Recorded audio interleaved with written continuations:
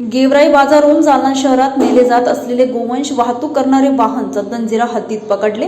गौरक्षकांनी वाहन पकडून पोलिसांच्या स्वाधीन केले। 7 बैल आणि 1 गाय सह बोलेरो पिकअप पोलिसांच्या ताब्यात। आठवड्यातील तिसरी कारवाई। आज दिनांक 4 गुरुवारी रोजी दुपारी 4 वाजता मिळालेल्या माहितीनुसार बदनापूर तालुक्यातील गेवराई बाजार येथून जालना शहराकडे कत्तलीसाठी गोवंशाची अवैध वाहतूक होत असल्याची माहिती मिळताच गौरक्षकांनी कारवाई करत एक बोलेरो पिकअप वाहन चंदनजिरा पोलिसांच्या ताब्यात दिलं। या वाहनात 7 गोवंश आणि 1 गाय आढळून आले असून वाहन जप्त करून पुढील कारवाई सुरू आहे। गौरक्षकांनी दिलेल्या माहितीनुसार सदर गोवंश जालना शहरातील कत्तलीसाठी आणले जात असल्याची खबर मिळाल्यानंतर त्यांनी पिकअपचा पाठलाग करून वाहन अडवले। गौरक्षकांनी वाहन चालकास जनावरांविषयी चौकशी केली असता सदरील जनावरे जुना जालन्यातील आवेस कुरेशी यांच्याकडे जात असून पिकअप वाहन किरायाने असल्याचे सांगितलं। तदनंतर वाहन थेट चंदनजिरा पोलीस ठाण्यात दाखल करण्यात आले।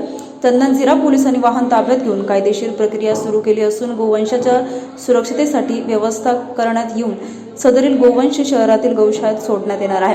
गौरक्षकांनी माध्यमांशी बोलताना सांगितलं की या आठवड्यात चंदनजिरा पोलीस ठाणे हद्दीत अशी तिसरी कारवाई आहे। सतत वाढत असलेली अवैध गोवंश वाहतूक आणि संभाव्य गोहत्या रोखण्यासाठी पोलीस अधीक्षकांनी तातडीने कठोर पावले उचलावीत। या सततच्या कारवायांमुळे परिसरात गोवंश तस्करांचा प्रश्न पुन्हा गंभीर बनला असून जनतेनेही संतापाची लाट आहे।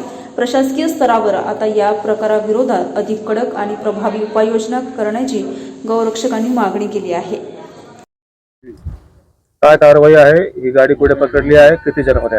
जय श्रीराम, जय गौ माता। आज चंदनजिरा पोलीस स्टेशन हद्दीमध्ये गेवराई बाजार बदनापूर येथून बोलेरो पिकअप मध्ये 7 गौवंश आणि गौ माता दाटीवाटीने कोंबून कत्तलीसाठी नेण्यात होते।